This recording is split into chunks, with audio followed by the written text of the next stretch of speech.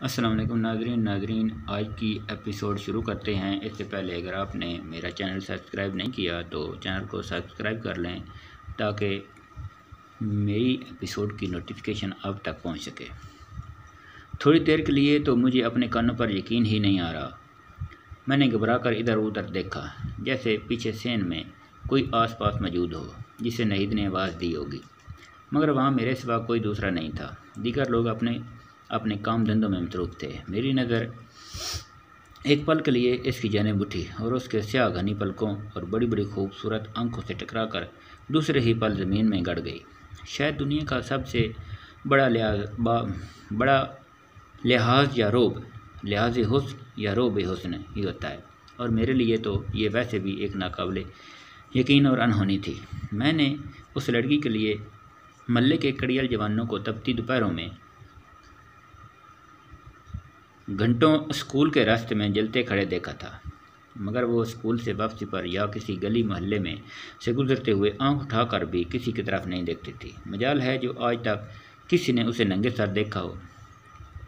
آج وہی محلے کی سب سے خوبصورت لڑکی مجھ سے براہ راست مخاطب تھی، مجھ سے جسے اس کے اپنے گھر والے بھی عموماً بھول جاتے تھے۔ اگر میں کھانے کے لیے کبھی دیر سے چھت سے نیچے آتا تو عام طور پر چھوٹے بہن بھائی سب صفایا چٹ کر چکے ہوتے تھے، اور اماں مجھے دیکھ کر سر پٹا لیا کرتی تھیں کہ ارے تو یاد ہی نہیں رہا۔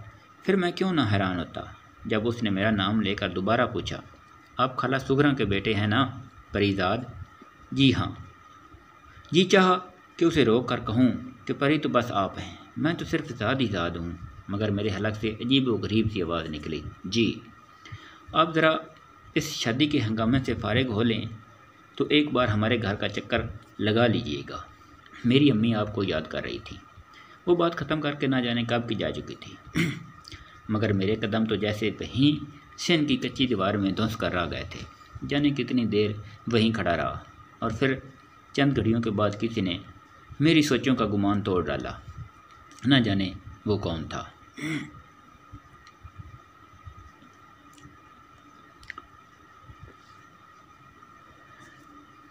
کچھ لوگ آپ کا نام پکاریں تو نام بھی کتنا معتبر لگتا ہے۔ میں جسے کسی طلسم کے زیر اثر باہر گلی میں نکلا تو حسب معمول لفنگوں کی ایک ٹولی گلی کے نکر پر جمع تھی۔ وہ سب اسی کی باتیں کر رہے تھے۔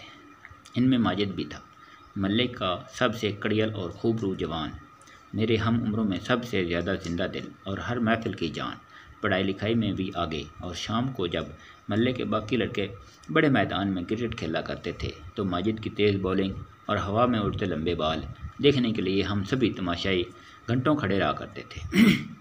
میں چپ چاپ نکر پر کھڑے لڑکوں کی ٹولیوں کے آس پاس سے آ کر گزر گیا۔ وہ سب نہید ہی کی باتیں کر رہے تھے۔ ان سب نے خود اپنے طور پر اپنی پسند کے حساب سے محلے کی لڑکیاں اپنے اپنے ناموں کے ساتھ منسوب کر رکھی تھیں، اور ماجد کے نام کا قرعہ نہید کی طرف نکلتا تھا۔ ماجد خود بھی بہت عرصے سے نہید کے گھر کے چکر لگا رہا تھا، مگر بقول اس کے وہاں اس کی دال گلتی نظر نہیں آ رہی تھی۔ اس وقت بھی وہی ذکر جانا جاری تھا۔ اکرم نے پوچھا، یار بتا تو صحیح، کچھ بات تو کی ہوگی اس نے تجھ سے؟ ماجد نے ایک لمبی سرد آہ بھری، کہاں یار، اس نے تو جیسے مجھ پر نظر نہ ڈالنے کی قسم کھا رکھی ہے، جانے کب اپنے باغ کھلیں گے۔ پھر اچانک ماجد کی نظر مجھ پر پڑی۔ میں منہ کھولے محویت میں ان کی باتیں سن رہا تھا۔ ماجد نے ایک دم ہی مجھ سے سوال کر ڈالا، ابے پریزاد، تو نے کبھی کسی سے عشق کیا؟ سب لڑکوں نے ماجد کی بات سن کر زوردار کہکا لگایا۔ میں شرمندہ ہو کر بولا، میں نے نہیں تو۔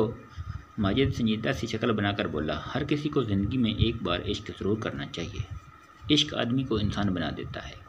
اکرم نے شرارت سے ماجد کی طرف دیکھا اور معنی خیز لہجے میں بولا، صرف ایک بار؟ ذرا پھر سوچ لے ماجد۔ سب لڑکے ایک بار پھر زور سے ہنس پڑے۔ سارا محلہ جانتا تھا کہ نہ صرف ہمارے محلے میں بلکہ آس پاس کی جانے کتنی گلیوں میں ماجد کے چکر چلتے تھے۔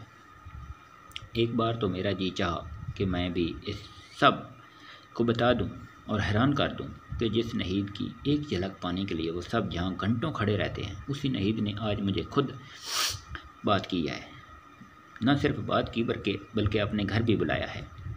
مگر پھر میں یہ سوچ کر خاموش ہو گیا کہ بھلا کون میری بات پر اعتبار کرے گا، الٹا مزید مذاق بنے گا۔ لہذا میں چپ چاپ وہاں سے آگے گزر گیا۔ مگر میری زندگی کی وہ پہلی رات تھی جو مجھ سے گزرے نہیں گزری۔ پہلے تو میں اپنے کمرے کے اندر چارپائی پر کروٹیں بدلتا رہا، اور پھر تنگ آ کر میں نے اپنی چھلنگا سی چارپائی کو کمرے سے باہر کھینچ کر کھلے آسمان تلے تاروں کی چھت کے نیچے ڈال دیا، اور ساری رات تاروں سے باتیں کرتا رہا۔ ستارہ جبیں نے مجھے اپنے گھر آنے کا کہا ہے۔ کہتے ہیں دنیا میں یہ جادوگر اور بازیگر ہمیں کھلا دھوکہ دیتے ہیں، ہماری نظر بندی کر کے جانے کیسے کیسے کھیل تماشے دکھا جاتے ہیں، آنکھوں میں دھول جھونکتے ہیں۔ مگر اس رات مجھے یہ احساس ہوا کہ سب سے بڑا جادوگر اور ماہر ترین بازیگر تو خود ہمارے سینے کے اندر دھڑکتا یہ دل ہوتا ہے۔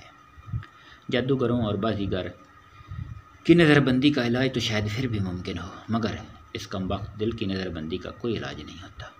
میرے دل نے بھی اسی رات میری عقل پر پردے ڈال کر میری نظر بندی کر دی تھی۔ اپنے سیاہ چچک زدہ چہرے کو بلا کر میں کسی شہزادے کی طرح ساری رات اپنے سپنوں میں نہید کا ہاتھ تھامے انجان وادیوں میں بھٹکتا رہا۔ پھر کبھی کبھی ہمارے خواب کتنے خوبصورت ہوتے ہیں، شاید اسی لیے انہیں خواب کہا جاتا ہے۔ اس رات کے بعد نیند تو جیسے مجھ سے روٹ ہی گئی۔ جیسے تیسے کر کے میں نے شادی کے 2-3-4 دن گزارے، اور رخصتی کے ٹھیک دوسرے دن میں نے جھجکتے ہوئے نہید کے گھر کے دروازے کے باہر دستک دی۔ نہید کے ابا نے دروازہ کھولا، جنہیں ہم سب مرزا چچا کہتے تھے۔ ان کا غصہ سارے محلے میں مشہور تھا۔ ہاں بھائی، کیا بات ہے؟ انہوں نے کڑکدار لہجے میں مجھ سے پوچھا۔ میں پل بھر کے لیے بوکھلاہٹ میں سب بھول گیا۔ وہ دوبارہ گرجے، اب کچھ بولو گے بھی یا یوں ہی منہ میں سپیاں لیے کھڑے رہو گے؟ میں گنگنایا، مجھے خالہ نے بلایا ہے۔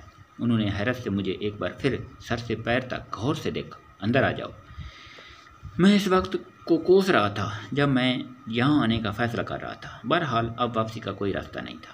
کچھ دیر میں نہید کی امی آ گئی، اور عقد یہ کھلا کہ نہید کے نامی کی جماعت کے پرچے ہونے والے تھے، اور سالانہ امتحانات میں اسے اردو کے مضمون میں رہنمائی چاہیے تھی۔ جانے اس کی امی کو کس نے یہ کہہ دیا تھا کہ میری اردو بہت اچھی ہے۔ مجھے خود بھی یقین نہیں آ رہا تھا، کیونکہ مجھے پوری زندگی میں آج تک اتنی اہمیت کبھی نہیں ملی تھی۔ طے یہ پایا کہ میں شام کو 4 سے 5 بجے تک 1 گھنٹہ نہید کو اردو کی تیاری کروایا کروں۔ مرزا صاحب ٹیوشن کی فیس بھی مقرر کرنا چاہتے تھے، مگر میں نے انہیں ٹال دیا۔ نہید کے گھر سے نکلنے کے بعد بہت دیر تک تو مجھے کچھ سمجھ ہی نہیں آیا کہ اس خوبصورت حادثے پر میرا رد عمل کیا ہونا چاہیے۔ رات تک میں ایک صدمے کی سی کیفیت میں رہا۔ صدمے کا تعلق ہمیشہ غم سے ہی ہوتا ہے۔ کبھی کبھی اچانک مل جانے والی بے پناہ خوشی بھی ہمارے عمومی رویے میں متصادم ہو جاتی ہے۔ شاید ساری بات ظرف کی ہے۔ خوشی ہو یا غم، ہمارے ظرف کے پیمانے سے بڑھ جائے تو ہم اپنی ظاہری شخصیت کا رکھ رکھاؤ کھو بیٹھتے ہیں۔ میرے ساتھ بھی کچھ ایسا ہی معاملہ ہوا، اور اگلے 3-4 دن اماں اور بڑے بھائیوں سے مختلف باتوں پر ڈانٹ پڑ گئی۔ مثلاً میں عام طور پر شاذ و نادر ہی آئینہ دیکھا کرتا تھا، بلکہ سچ یہ ہے کہ مجھے آئینے سے ڈر لگتا تھا۔ مگر اس روز جب لگاتار تیسری مرتبہ برآمدے میں مجھے لگے آئینے کے سامنے سے گزرتے ہوئے میں نے شیشے میں جھانکا تو برآمدے میں کچھ کام کرتے بڑے بھائی نے مجھے گھورا، خیر تو ہے، یہ کنگھی پٹی آج کس خوشی میں کی جا رہی ہے؟ میں سر پٹا گیا۔ تمہارے 10ویں کے امتحانات ہیں، اپنی پڑھائی کی طرف دھیان دو، آئینہ دیکھنے کے لیے ساری زندگی پڑی ہے۔ میں جلدی سے سر ہلا کر وہاں سے ٹل گیا۔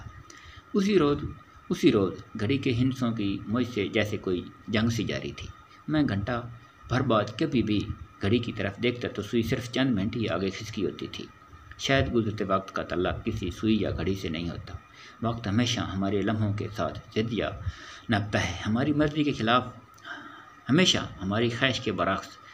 گھڑیوں کے گزرنے کا وقت ہوتا ہے جب ہم اسے تیز تر چاہتے ہیں، یہ سست تر ہو جاتا ہے، اور جب ہم اسے روکنے کی التجا کرتے ہیں تو وہ اسی وقت آگے چلا جاتا ہے۔ بس اپنے دل میں جھانک کر اپنی خواہش ٹٹول لیا کریں، وقت ہمیشہ اس کی مخالف سمت ہی دوڑتا ملے گا۔ ٹھیک 4 بجے شام میں نہید کے دروازے پر دستک دے رہا تھا۔ گلی میں اکا دکا لوگ آ جا رہا تھا۔ شکر ہے اس وقت ماجد اور اس کے دوستوں کی ٹولی وہاں مورچے جمائے نہیں بیٹھی تھی، ورنہ مجھے ہزاروں سوالوں کا سامنا کرنا پڑتا۔ دروازہ نہید کے چھوٹے بھائی نے کھولا اور مجھے اندر لے جا کر ایک سین میں انگوروں کی بیل کے نیچے بچھی کرسی پر بٹھا دیا۔ सामने एक छोटी सी मेज़ और दूसरी कुर्सी भी रखी थी। मेरा दम फूल रहा था, धड़कन बेकाबू और सांस रोक रही थी। मैंने बचपन ही से अपने लिए लोगों की नज़र में इस कदर तहकीर और तमस्खर देखा था कि मुझे बराह रास्त ऊपर देखने या सामने वाले की आंखों में बराह रास्त देखकर बात करने की आदत ही नहीं रही थी। लिहाजा जब नहीद अपना स्याह दुपट्टा सर पर जमाते हुए आकर बैठी तो तब मैंने नज़रें नीचे रखीं। हत्ता कि जब इसके गोरे पाँव स्याह सैंडल में जकड़े मेरी नज़र के दायरे में आए तो मैंने घबराकर अपनी नज़रें मज़ीद नीचे कर लीं और ख़ुद अपने जूतों को देखने लगा। नहीद ने किताबें मेज़ पर रख दीं और शायरी का बाब निकाल कर बोली, सबसे पहले आप मुझे ये मीर तक की मीर और दर्द की शायरी की तशरीह सिखाएं। हमेशा ये सवाल मुझसे रह जाते थे। मैंने खंकार कर गला साफ़ किया जैसे कोई गायब दिमाग मुकर्रर हाज़रीन से खिचाखच भरे हाल के सामने स्टेज पर आकर यकदम अपने दिमाग में मिट जाने वाली तकरीर को याद करने की कोशिश में वक्त ज़ाया करता है। पता नहीं मैंने शेर की तशरीह की कि नहीं की, नसर का बाब कहाँ से शुरू किया और कहाँ ख़त्म किया। नहीद के कोमल हाथ सफ़े पलटते गए और मैं इसके हाथों की लकीरों में अपना डूबा हुआ मुकद्दर तलाश करता रहा। ठीक 5 बजे नहीद की अम्मी चाय का कप लेकर आ गई और मैंने हैरत से बरामदे में लगी बड़ी घड़ी की तरफ देखा। 1 घंटा गुजर गया था। फिर वही वक्त की हमारी ख्वाहिश से जंग। मैं चाय का कप ख़त्म करके वहाँ से निकल आया। मैंने ज़िंदगी में कभी नशा नहीं किया था, मगर कभी कभी सरूर का तल्लक सिर्फ किसी नशा आवर से नहीं होता। कुछ पल ऐसे भी होते हैं जब फिज़ा में, हवा में, आसपास के माहौल में नशा ही घुल जाता है। कितने खुश नसीब होते हैं वो लोग जो बिन पिए, बिना किसी गुनाह के बोझ तले दबे इस सरूर का नशा लेते हैं। उस रोज़ मैं भी पूरा दिन बिना किसी नशे के सरूर में रहा, मगर कहते हैं कि दुनिया का हर नशा आरज़ी होता है। अमूमन रात भर के खुमार के बाद सुबह उतर ही जाता है। मेरा नशा भी सुबह आईने में अपना चेहरा देखते ही फक से उड़ गया। बेपनाह ख्याली में कंघी करने के लिए अपने कमरे में लगे टूटे और मैले से आईने के एक टुकड़े में अपना चेहरा देख बैठा और मेरे सारे सपने पल भर में किरची किरची हो गए। काश ये आईना याद ना हुआ होता तो हम जैसे के लिए दुनिया इतनी मुश्किल जगह ना होती। इस पल मेरा जी चाह कि दुनिया के सारे खूबसूरत अंधे हो जाएं। जब बसारत सिर्फ बदसूरतों के पास होगी तो कोई किसी को बदसूरत या बदनुमा नहीं कहेगा। या फिर काश ऊपर वाले ने दुनिया में सिर्फ एक सी ही बनाई होती, सूरत एक सी ही बनाई होती, फिर तो शायद इस बसारत या आईने की ज़रूरत ही ना रहती। अगले रोज़ नहीद के घर के बाहर ही मुझे माजिद ने धर लिया। वहाँ शहजादे, ये क्या चक्कर है, हमारी सज्जन के घर, वो भी हमसे छुप छुप के। मैंने माजिद को ट्यूशन वाली बात बताई। माजिद ने एक लंबी सर्द आह भरी। हाँ मियाँ, यही तो फ़ायदे होते हैं लिख पढ़ जाने के। चलो ऐश करो, मेरी किस्मत में तो शायद वैसे भी उस जालिम की नज़र नहीं है, कभी पलट कर देखती तक नहीं। फिर माजिद को जैसे कुछ याद आ गया। अरे हाँ, याद आया यार, एक खत तो लिख दे किसी के नाम। दरअसल मेरी लिखाई इतनी अच्छी नहीं है और सुना है लड़कियों पर अच्छी लिखाई का बड़ा असर पड़ता है। कोई और वक्त होता तो मैं शायद माजिद को टाल देता, क्योंकि हर हफ्ते किसी न किसी के कदमों में फेंकने के लिए माजिद को ऐसे खत और रुकों की ज़रूरत पड़ती थी।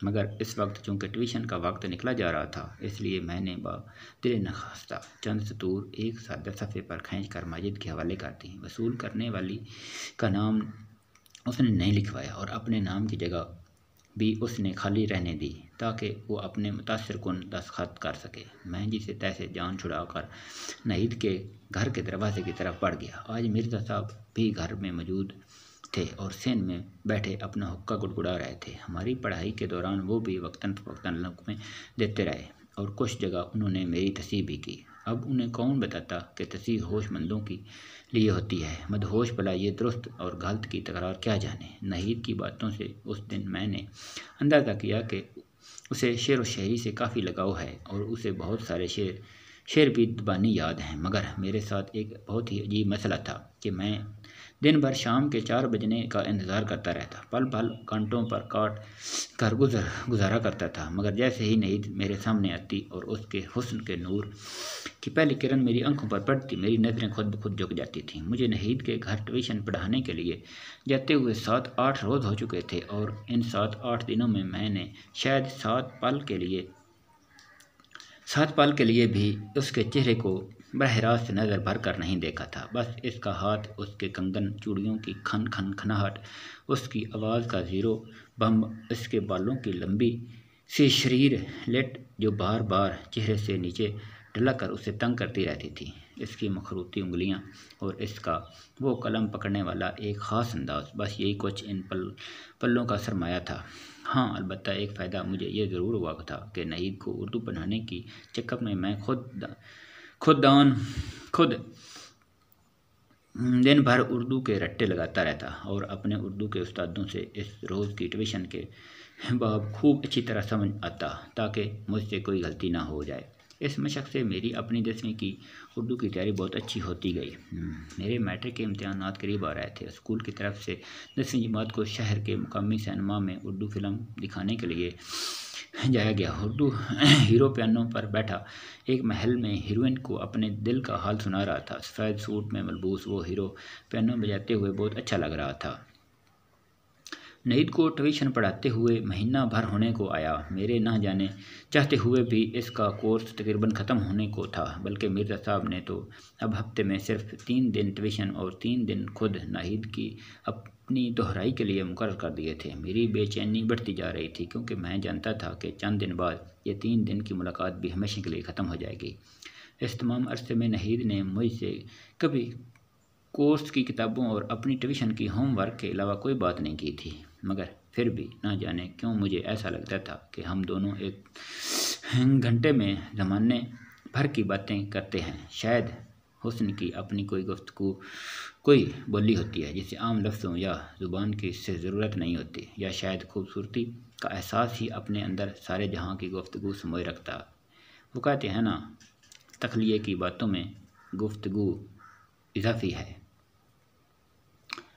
پتہ چلا کہ مرزا صاحب کے گھر والے خاندان کی کسی تقریب سے واپسی پر لیٹ ہو گئے تھے۔ گھر میں صرف نہید اور اس کا چھوٹا بھائی تھا۔ کسی پڑوسی نے ان کی چھت پر کسی کو کودتے دیکھا تو شور مچا دیا۔ سایہ شناخت ہوئے بنا فرار ہونے میں کامیاب ہو چکا تھا، مگر اپنے پیچھے افواہوں اور بدنامیوں کا ایک سیلاب چھوڑ گیا، کیونکہ اسی لمحے نہید کو بھی چھت سے سین میں اترتی سیڑھیوں سے نیچے آتا دیکھا گیا تھا۔ مجھے ان سب پر بہت غصہ آیا کہ وہ نہید جیسی شریف اور باکردار لڑکی پر ایسے الزامات لگا رہے تھے۔ اگلے دن بھی محلے میں یہی چرچا رہا۔ دن کے تقریباً 2 بجے کے قریب کسی نے ہمارے گھر کا دروازہ بے تحاشا پیٹنا شروع کر دیا۔ سب سے پہلے ابا جی اور پھر ان کے پیچھے 2 بڑے بھائی بھی گھر سے باہر نکلے۔ باہر سے مرزا صاحب کے شور شرابے کی آواز آ رہی تھی۔ میں بھی سن گن لینے کے لیے دروازے تک جا پہنچا تھا۔ باہر محلے داروں کی بھیڑ میں کھڑے مرزا صاحب غصے اور نفرت سے چلائے، یہ رہا یہاں گھر میں چھپا بیٹھا ہے، جیسی اس کی شکل مکروہ ہے ویسے ہی گھنونا کرتوت ہیں اس کوے کے۔ میں نے حیرت سے گھبرا کر ان سب کی طرف دیکھا۔ جی مگر میں نے کیا کیا ہے تم نے؟ خوب، ابھی بتاتا ہوں۔ انہوں نے جیب سے ایک کاغذ نکال کر سب کے سامنے لہرایا۔ اب یہ نہ جانے کیا تھا۔ تمہاری تحریر خوب پہچانتا ہوں میں، لفنگے۔ میں نے پہلی نظر میں ہی ماجد کے لیے لکھا اپنا خط پہچان لیا اور میری زبان سے حیرت میں بے ساختہ نکلا، ہاں مگر یہ خط تو میں نے، مگر میری بات ادھوری ہی رہ گئی اور مرزا صاحب کا ہاتھ تیزی سے گھما اور میرے گال پر ایک سناٹے دار چانٹا پڑ گیا۔ تو اس کے ساتھ ہی ناظرین اس ایپیسوڈ کا اختتام ہو جاتا ہے۔ مجھے اجازت دیں، اللہ حافظ۔